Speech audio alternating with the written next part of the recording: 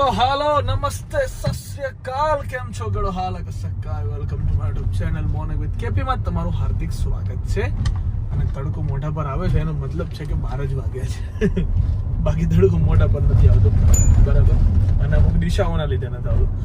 So guys અત્યારે તો ઉઠીને હું રેડી થઈને જઈ રહ્યો છું અત્યારે દુકાને, શોરૂમ બાજુ. સો ગઈકાલે થોડું ઘણું મેં લેક્ચર આપ્યું હતું, કદાચ કોકના મનમાં ઉતર્યું હોય તો બહુ સારી વાત છે અને ઉતારવા લાયક વાત છે.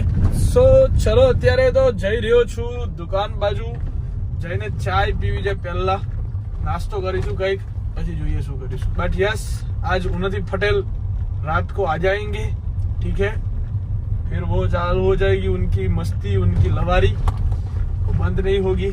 सो उनको लेने भी जाना पड़ेगा आज शायद मुझे.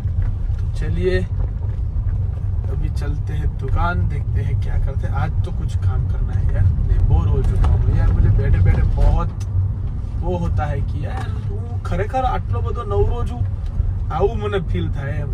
ભલે ના શોરૂમે બેઠો હોય તો મને એવું થાય કે યાર હું આટલો બધો નવરો છું, મારા જોડે ખરેખર કાંઈ કામ નથી એમ. પછી વિચાર આવે કે ભાઈ, અને અમુક વખત જયારે બીજી હોય ત્યારે ખાવાનો ટાઈમ ના હોય, એવી હાલત હોય મારી. અને મને એવું ગમે કે ભાઈ નવરું નહીં બેસવું મારે એમ, ઇન શોર્ટ કંઈ કામ હોવું જરૂરી છે. સો ચલો ભાઈ, દેખતે હૈ આજ કે દિન મેં હમ ક્યા કરતે હૈ. Let's go. સો ગાઈઝ, આ એક ફેન મારા માટે ગિફ્ટ લઈને આવ્યો છે, પણ વસ્તુ એવી છે યાર, તમે મળવા આવો એ બહુ સારી વસ્તુ છે, બટ ગિફ્ટ ના લાવો. એનું કેવું છે કે મારે તમને વ્લોગમાં નથી દેખાવું, બહુ હેવી થઈ જાય છે યાર મારા માટે. પ્લસ નાના નાના છોકરાઓ ના લાવશો, ખરેખર ગિફ્ટ ના લાવે. હવે તું પ્રેમથી એટલી લઈને આવ્યો છે ને, મેં તને ના પાડવી ને મારા માટે બહુ ઓકવર્ડ થઈ જાય છે યાર આ બધી વસ્તુ. બટ બહુ હેવી છે અમુક, કઈ રીતે રહેતું હશે. અચ્છા, આમ ફેરવી નાખવાનું ને. વાવ, ઓકે. રાધે કૃષ્ણ, બહુ સરસ મજાના રાધે કૃષ્ણ છે ગાઈસ, જુઓ તમે, બહુ સરસ છે. અહીંયા રાધે કૃષ્ણની મૂર્તિ છે જે ચાર્જમાં થતી હશે. બાબુ લગાય તો, ચાર્જ લગાય તો આનો, કરતો ચાર્જ. હા, ચાર્જમાં મૂકતો, આને બહુ સારી લાગતી હશે. આ રાધે કૃષ્ણ હોય એટલે એમાં કંઈ કહેવાનું જ ના હોય, પણ આ તો જોઈએ આપણે. Wow, beautiful. Thank you bro, thank you. ઓય હેવી, એ આ તો બહુ હેવી લાગે છે ભાઈ, બહુ સરસ લાગે છે, બહુ સરસ ભાઈ. थैंक यू भाई, थैंक यू. सो गाइस, अभी अपनी राइड पड़ी है वटवा रेलवे स्टेशन से अपने घर, क्योंकि रानी साहिबा आ रही है सूरत से ट्रेन में. सो उनको लेने जाना है. मैं फोन કર્યો પ્રેમથી, મેં કહ્યું ખાવાનો શું પ્લાન છે. મને કહે હું ગેલાઈને બનાવી દઈશ. મેં કીધું મેં તને ફોન કર્યો છે કે હું ખાવું છે, મારા પર ઊંધી ચડી, મેં ફોન કાપી નાખ્યો પટ દઈને. મેં કીધું વાહ દોસ્ત, હું તને પૂછવા માટે ફોન કરું છું, તું મને ઉપરથી ઊંધી વાતો કરું છું. હવે આવતા પહેલા બબાલ કરી નાખું છું આવા બેને ખાલી આજે. સો ગાઈઝ, ફાઇનલી બાડેસ આવી રહી છે અત્યારે, બરાબર, અમદાવાદમાં આફ્ટર લોંગ ટાઈમ. 10-11 દિવસ પછી આવે છે. એટલે આમ તો 10-11 દિવસ એ ને અમે બધા બે સુરત હતા 4-5 દિવસ એ, એમ कहीं 15-1 દિવસ થઈ ગયા अहमदाबाद में आए. और भाई चलो चलते हैं अभी उनको लेने के लिए. रास्ते में वहाँ जाके थोड़ा वेट करना है मेरे को. तब तक મને જેટલા પણ પ્રશ્નો પૂછ્યા છે અને જેટલી પણ કમેન્ટો મને આજના ગઈકાલના વ્લોગના રિલેટેડ મને પૂછવામાં આવી, કહેવામાં આવી છે ને, એ બધા હું આજે તમને લોકોને જવાબ આપવાનો છું, બરાબર, કે શું છે હકીકતની અંદર એ બધી વસ્તુ, તમારા લોકોને શું સમજવું જોઈએ. અમુક લોકોએ મને, કોઈક છોકરાએ મને વોઇસ નોટ મોકલી છે, કોઈક છોકરાઓએ મને મેસેજ કર્યા છે, કોઈક છોકરીઓએ પણ મને બહુ બધાએ ઇન્સ્ટાગ્રામમાં મેસેજ કર્યા છે કે ભાઈ સિરિયસલી અમે જે જવાબ જોઈતો હતો અમારે જવાબ અમને મળી ગયો. અમારી લાઈફમાં આ એક વસ્તુની મૂંઝવણ હતી, એ વસ્તુમાં હવે અમારે કઈ રીતે બહાર નીકળવું એનો અમને આન્સર મળી ગયો. તમે જે કીધું એ અમને અમારા જીવનમાં બહુ આગળ ઉપયોગી થશે, એ આન્સર અમને મળી ગયો. આવા બધા મેં જવાબો વાંચ્યા, મને એમ થયું કે ચલો કાલે જે પણ હતું ને, જે પણ મેં કીધું એના લીધે કોકની લાઈફમાં તો કેટલોય ફરક પડી શકે એમ છે. અત્યારે જઉં છું ઉન્નતિને લેવા માટે, ત્યાં થોડી વાર મારે ઊભું રહેવું પડશે, ટ્રેન નહીં આવે ત્યાં સુધી. એટલી વારમાં હું તમને આન્સર કરી દઈશ. સો ચલો લેટ્સ ગો. સો મેં તમને કીધું હતું એમ કે હું જેવું પહોંચી જઈશ એટલે શું કહેવાય તમને આન્સર આપીશ બધા ક્વેશ્ચનના. એમાંનો એક ક્વેશ્ચન એવો છે, મતલબ એમણે મને એવું કીધું છે કે કેપી ભાઈ લવ છે, લાગણી પણ છે, બધું જ છે, પણ વન સાઈડ છે, અને એના માટે 2 શબ્દ કહેશો અને એ માણસ માટે એવું તો શું કરવું જોઈએ જેનાથી એને પણ લવ થઈ જાય અને લાગણી પણ વધે. અત્યારે એ વ્યક્તિએ તો મને બ્લોક કરી દીધી છે, અને હા, મમ્મીને પણ આ વાતની ખબર છે. મમ્મી હારે માણસ વાત પણ કરે છે, બસ ખાલી મારી હારે જ નથી કરતા. તો પ્લીઝ કહી દેજો. સો આમાં વિન વિન સિચ્યુએશન છે કે જો તમારી સાથે ના હોવા છતાંય તમારા મમ્મી સાથે વાત કરે છે, એનો મતલબ કે કદાચ તમારાથી એ વ્યક્તિને કોઈક વસ્તુનું ખોટું લાગ્યું છે. બરાબર છે. ફર્સ્ટ થિંક આ વિચારવા જેવી છે. એને તમને બ્લોક કર્યા છે એટલે એ અનબ્લોક પણ કરી શકે છે, પણ એ પાછા બ્લોક પણ કરી શકે છે. આ બી એક વસ્તુ વિચારવા જેવી છે. બીજી વસ્તુ એ છે કે તમે એમ કહો છો કે એવું શું કરવું જોઈએ કે જેનાથી એને લવ થઈ જાય. યાર, લવ કોઈને તમે કરાઈ ના શકો, મતલબ કોઈને તમે એ વસ્તુ કરી જ ના શકો, એ વસ્તુ પોસિબલ જ નથી. ને તમે કીધું કે વન સાઈડ છે. વન સાઈડ જે હોય ને, ઓલવેઝ વન સાઈડ જ રહે.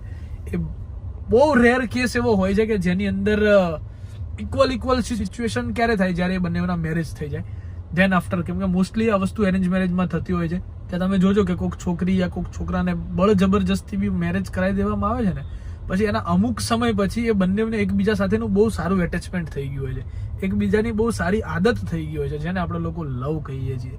બરાબર. સો એ વસ્તુ આની અંદર પોસિબલ છે કે તમારા મમ્મી સાથે વાત કરે છે પણ તમારા સાથે નથી કરી રહ્યા, તો આ વસ્તુ એક બની શકે.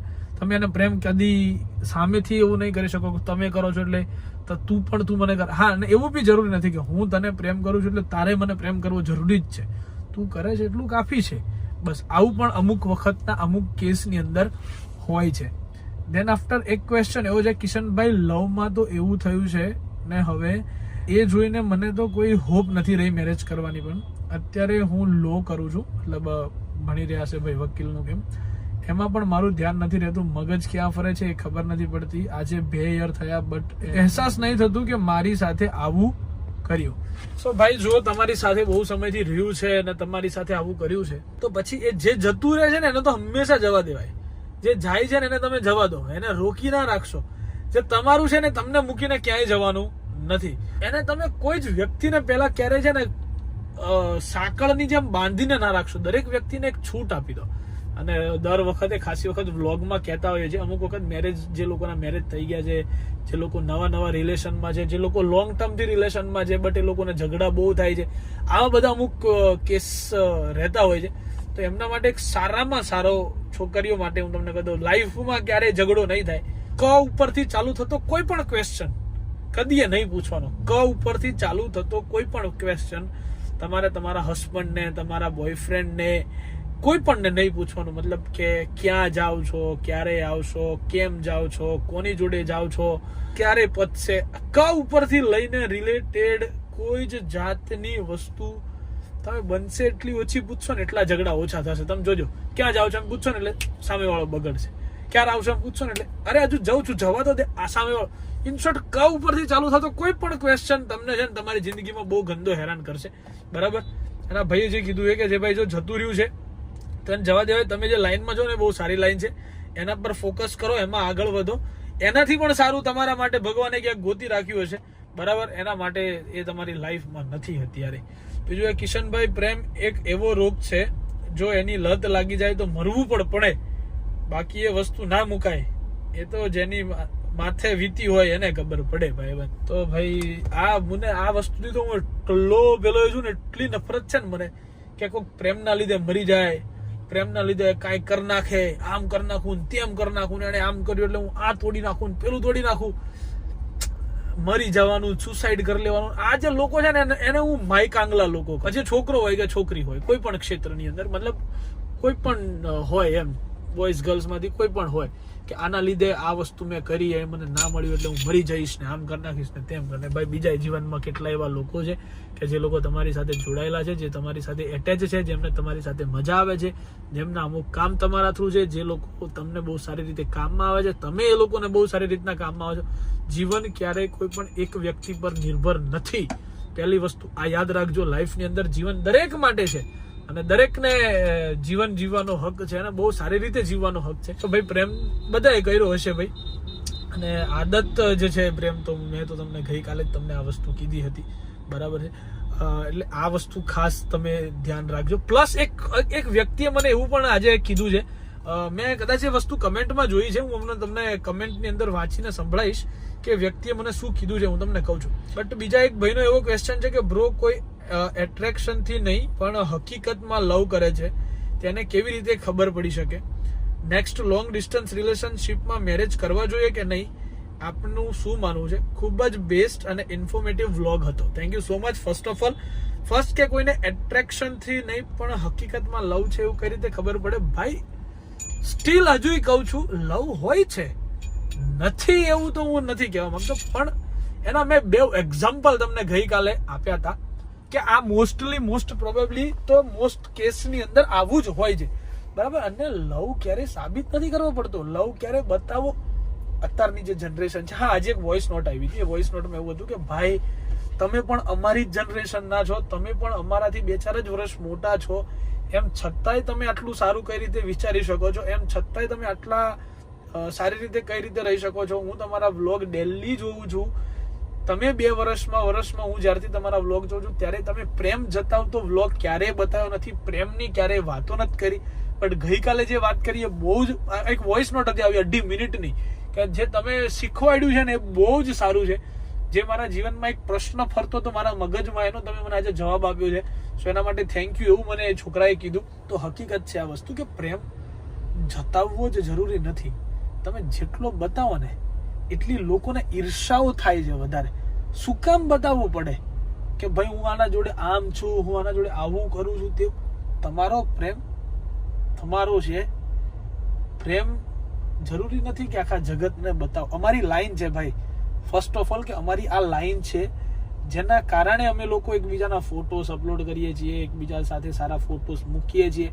એ અમારી ગુડ મેમરીઝ છે. બધો પ્રેમ બતાવવો જરૂરી નથી મારા ખ્યાલ પ્રમાણે. કે હું નથી માનતો કે પ્રેમ તમારે જતાવવો જોઈએ. નજર ઇઝ રિયલ, એ વસ્તુમાં પણ હું માનું છું કે હા નજર લાગી શકે છે, કોકની સારી નજર પણ લાગી શકે છે, કોકની ખરાબ નજર પણ લાગી શકે છે, તમારા લોકોની પણ નજર મને લાગી શકે છે કે ભાઈ જો કિશનભાઈની ઉન્નતિ બહુ સારી રીતના રહે છે, એવી પણ એક નજર, માઠી નજર કે જે બી કહેવાતું એને મીઠી નજર, એ પણ લાગી શકે છે. સો હું એ વસ્તુમાં નથી માનતો કે પ્રેમને બતાવવો જ જોઈએ ને જતાવવો જ જોઈએ. તમે પ્રેમ કરો છો મતલબ તમે કરો છો, સામેવાળાને એ વસ્તુનો અહેસાસ છે તો ઠીક છે, નથી તો કોઈ પ્રોબ્લેમ નથી. તમને ખબર છે કે તમે એને પ્રેમ કરો છો એટલું જ બહુ છે. ઇવન એ કોઈ પણ તકલીફમાં છે, જે તમારું લાઈફ પાર્ટનર છે, જેના સાથે તમારું જીવન સંગીની છે, એ તમારી લાઈફમાં છે અને એને કોઈક તકલીફ છે, એના માટે તમે કંઈ પણ કરી નાખવા માટે રેડી છો પોતાની જાતનું વિચાર્યા વગર, તો એ વસ્તુ પ્રેમ છે. કે માની લો કે XYZ ઉન્નતિને કોઈ જાતની તકલીફ પડી છે, મને ખબર છે કે એને એ વસ્તુમાંથી બચાવવામાં મારી જાતનું નુકસાન પોતાનું થવાનું છે, એમ છતાંય જો હું એ વસ્તુ કરી નાખું, એનો મતલબ કે ત્યાં એક ટ્રુ ફિલિંગ્સ છે કે આ વસ્તુ પોસિબલ છે. એ વસ્તુ ખાલી પૈસા ક્ષેત્રે નથી હોતી પાછી, એ પણ કહી દો. નથી બહુ બધા તમે જોજો, બહુ બધા પ્રેમ મેં આવા અમુક લોકો જોયા છે કે જે લોકો કપલ છે, કોકની કિડની એના હસબન્ડની ખરાબ થઈ ગઈ છે, બંને તો પોતાની એક કિડની આપીને પણ એને જીવડાવે છે. આવું મેં જોયું છે. સો ઇટ્સ કોલ અ લવ. હા, આટલું કરી શકો છો તમે કોક માટે તો તમે પ્રેમમાં છો.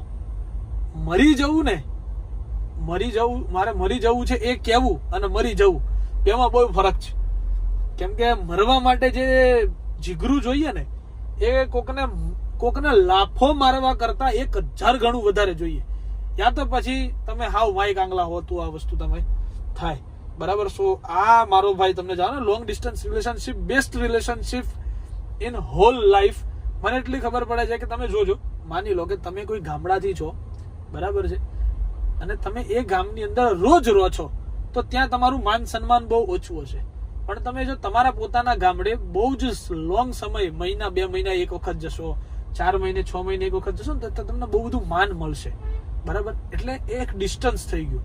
ત્યાંના લોકો તમને પ્રેમ કરે છે, પણ જો તમે રોજ એના મોઢા આગળ ફરો છો ને, એટલે તમારો પ્રેમ ઓછો થઈ ગયો છે. અને અમુક જ સમય મળો છો ને ત્યારે એ લોકોને તમારી વેલ્યુ છે અને એમને તમારાથી પ્રેમ છે, એટેચમેન્ટ છે, એટલે લોકો તમારા સાથે બહુ સારી રીતના મળશે. આ વસ્તુ તમે ફીલ કરજો કોઈક વખત. એ જ વસ્તુ લોંગ ડિસ્ટન્સ રિલેશનશિપની અંદર પણ છે કે જેટલા લોકો એકબીજાથી દૂર રહે છે ને એટલા ઝઘડા ઓછા થઈ જાય છે એ લોકોના. કેમ તો કે એ બંને એકબીજાને સમજે છે, એકબીજાને અલગ અલગ ટાઈમે પણ એ લોકોનો ટાઈમ સાચવી લે છે. એ લોકો બધી જ વસ્તુ લોંગ ડિસ્ટન્સ રિલેશનશિપમાં ચાલે છે. મેં પોતે અનુભવેલી છે આ વસ્તુ, બરાબર. અને એ બહુ સારી છે કેમ કે દૂર બેસીને પણ કોઈક તમારી ચિંતા કરે છે. સો that's good thing for you. So long distance relationship સારી વાત છે મારા ખ્યાલ પ્રમાણે. હું એક છોકરી જોડે 4 યરથી રિલેશનશિપમાં છું. હું સુરતથી જ છું અને એવી સુરતથી જ છે, કાઠિયાવાડી. મારે પોતાના મકાન છે અને પપ્પાને માનવા માટે શું કરવું જોઈએ? કઈ રીતે છોકરીના પપ્પા સામે લવની વાત મૂકવી? અમારે બેવ જણને સમજાવજો પ્લીઝ તમારા ડેલીના વ્લોગમાં. સો ફર્સ્ટ થિંગ તો તમારી એજ શું છે એ મને નથી ખબર.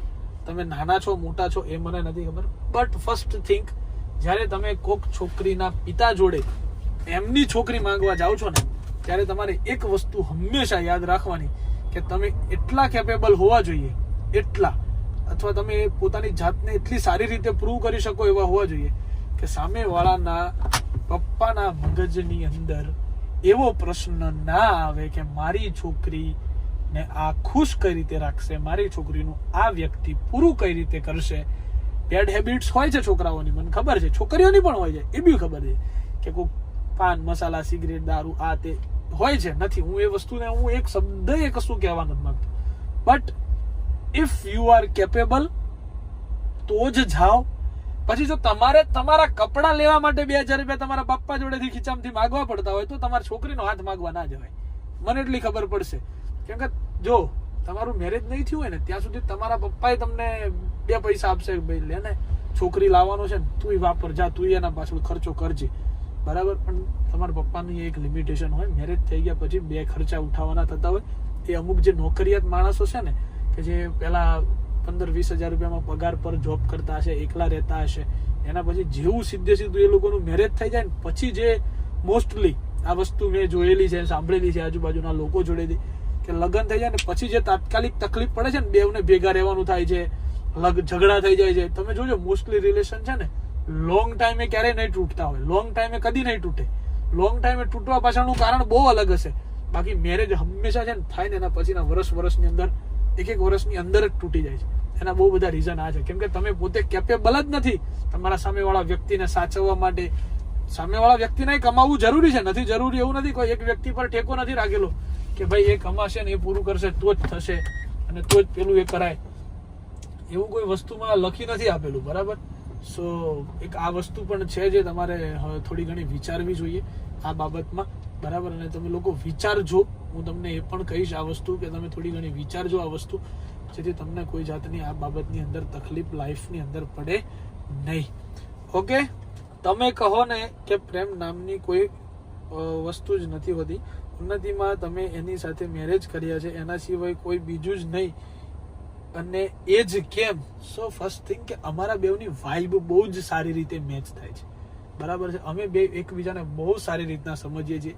તમે જોયું છે, હું ગમે ત્યારે લેટ ઘરે જાઉં છું તોય મારે કોઈ જાતની કંકાસ એ બાબતની નથી હોતી. હું બહાર ફરતો હોઉં છું તોય નથી હોતી. હું એકલો ક્યારેક ફરવા જાઉં છું તોય એના ક્યારેય મને ફોન નથી. એ ફરવા ગઈ છે તોય મારે એના ક્યારેય ફોન નથી કર્યા મેં એને આટલા દિવસની અંદર. અમને બંનેને એકબીજા પર બહુ જ સારો એવો વિશ્વાસ છે, બરાબર. અમારા બંનેનું એકબીજા માટેનું મ્યુચ્યુઅલ અન્ડરસ્ટેન્ડિંગ બહુ જ સારું છે. અમે બંને એકબીજાને બહુ સારી રીતના સમજીએ છીએ. અને હા 100% મને છે ફિલિંગ છે એના માટે. જેમ મેં તમને કીધું કે હા એને કંઈક તકલીફ હોય તો હું એના માટે કંઈ પણ કરી શકું એમ છું, મને હોય તો એ મારા માટે કંઈ પણ કરી શકે એમ છે, બરાબર છે. એટલું બી મને ખબર છે. હા, અમારામાં બંનેના કેસમાં એવું છે કે એને પ્રેમ જતાવવાનો શોખ છે અને મને ના જતાવવાનો શોખ છે, બરાબર. અમારા બંનેના કેસમાં આવશે. એમ છતાં અમે બંને એકબીજાની સાથે છીએ. આ બધા રીઝન જે છે ને અમારા બંનેની જે લવ સ્ટોરી છે ને આજે બધું બહુ જ ડીપ છે. એના માટે તો આપણે 100K ની જે વાત થયેલી છે એ પૂરા થશે ત્યારે જ આવશે. બટ આ અમુક ક્વેશ્ચન જે મેં તમને હતા એમાં 5-6 ક્વેશ્ચનના તમને લોકોને મેં આન્સર આપ્યા. હજુ પણ એક ક્વેશ્ચન છે જે હું કમેન્ટ સેક્શનની અંદર જોઉં છું કે જો કદાચ મને મળી જાય તો હું તમને એના રિલેટેડ જે બી મારે વાત કરવાની હશે એ કહીશ. કેમ કે હું ઓલરેડી આવી ગયો છું, ક્યારનો અહીંયા ઊભો છું. અહીંયા ટ્રેન એક આવી છે, કદાચ જો એ ટ્રેન હોય તો મારે લોકોને લઈને પણ જવાના છે, બરાબર છે. હું આજના થોડી ઘણી કમેન્ટો વાંચી નાખું. તમારો વ્લોગ બહુ જ મસ્ત આવે છે. આવી રીતના ફૂલ વ્લોગ બનાવતા રહો, સપોર્ટ કરતા રહો. Thank you Kishanbhai. અમારે 7-8 મહિના જેવું થઈ ગયું છે, હવે વાત બંધ થઈ ગઈ છે. કોઈ ઉપાય હોય તો શું કરું કે વાત કરે મારી જોડે, અને મને વચ્ચે કીધું હતું કે એક્ઝામ છે એટલે નહીં કરે, પણ તમે કયો ને શું કરવું નથી રહેવાતું, આદત પડી ગઈ છે એની. પ્લીઝ 7-8 મહિના થઈ ગયા છે, વાત જ બંધ થઈ ગઈ છે. મતલબ સાવ વાત બંધ થઈ ગઈ છે એ વસ્તુ પોસિબલ નથી. વાત અમુક જાણી જોઈને પણ બંધ કરવામાં આવે, અમુક બહાના કાઢીને પણ બંધ કરવામાં આવતી હોય છે. આવા બધા કેસીસ બનતા હોય છે. તો તમારે એ વસ્તુ વિચારવી જોઈએ કે ભાઈ કઈ રીતના વાત તમારી બંધ થઈ છે અને કયા કારણોસર બંધ થઈ છે. ઓકે, તો ગાઈઝ 2 કવાલીઓ આવી ગઈ છે. 2 કવાલીઓ આવી છે, એક નથી આવી. બે કવાલી છે. જોવા તમારે 2 કવાલી કોણ છે? આવે છે જો કલર જો પટેલ કલર, અને જોડે જો બીજો કલર જોયો તમે ખોટો. પેલા લોકો જવા દો ને, જતા હોય એને, જે જાતા હોય ને જવા દો, કમસે કમ જે જાતા હોય ને જવા દો. હું નથી કાળી થઈ ગઈ, હું નથી કાળી થઈ ગઈ, કાળી બુંડ થઈ ગઈ. હા અચ્છા, બતાવે છે આ બધું નવું નવું લઈ આવી છે. ના ના હે ડોન બધું મૂકી દો. હાલો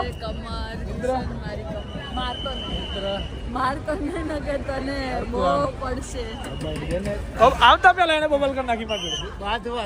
આવતા પેલા આવી છું, મારા કમર આટલી જસ હજી તો ગાડીમાં છે કે ખબર જમવાનું શું કરવાનું છે, આવું આવીને બનાવી દઈશ. મેં એમ પૂછ્યું કે તારે શું ખાવું છે, વ્યવસ્થા કરીને. મારા મગજની અંદર એ જ હતું, મારા મગજમાં મારે તો ભરતથી કઢીને રોટલા ને બટાકાનું શાક. મેં કીધું ના, ચાલ ભાગાઈ દે. ફાઇનલી ગાઈઝ બાડેશ આવી ગયા છે અત્યારે. તો ગાઈઝ આ લુખ્ખો આવી ગયો છે પાછો, બરાબર.